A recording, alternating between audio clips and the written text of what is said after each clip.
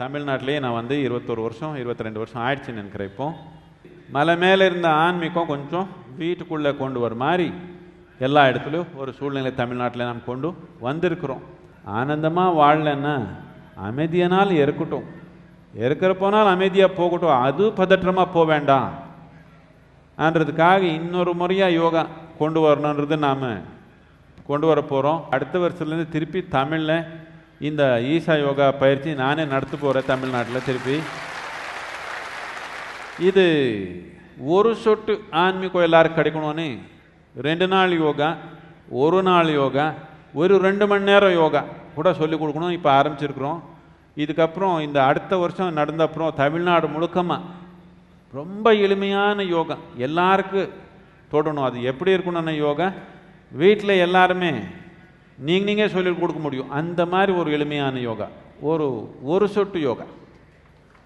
இது ஃப்ரீயாக எல்லாருக்கும் தமிழ்நாடு முழுக்கமாக இது நடக்க போகுது. இந்த 2011 2012 தமிழ்நாடு முழுக்கமாக ஃப்ரீ யோகா நடக்க போகுது. என்னதுக்குன்னா ஒரு சொட்டனால விழுந்தா ஆனந்தமாக வாழ தெரியலனாலும் அமைதியானாலும் இருக்கட்டும், அந்த அளவுக்கு நடக்கட்டும்.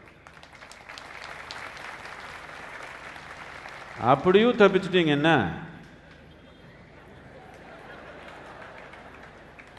தப்பிச்சுட்டீங்கன்னா இப்போ இந்த அடுத்த மாதத்துலேருந்து நாம் கோயம்புத்தூரில் ஈஷா சுடுகாடு ஓப்பன் பண்ண போகிறோம்.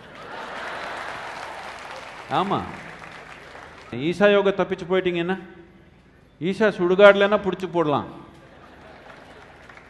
என்னுடைய நோக்கம் என்னென்னா ஆன்மீகத்து ஒரு சொட்டு இல்லாமல் ஒரு மனிதன் நீங்கள் வாழக்கூடாது.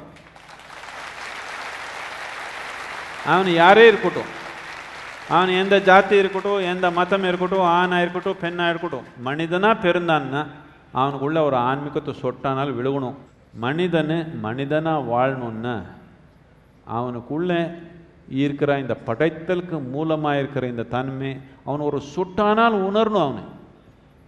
அதை அவன் உணராமல் இருந்துட்டான்னா அப்படியும் போயிட்டான்னா அதுக்காக ஈஷா சுடுகாடு சத்தால விட மாட்டேன் நான். உங்க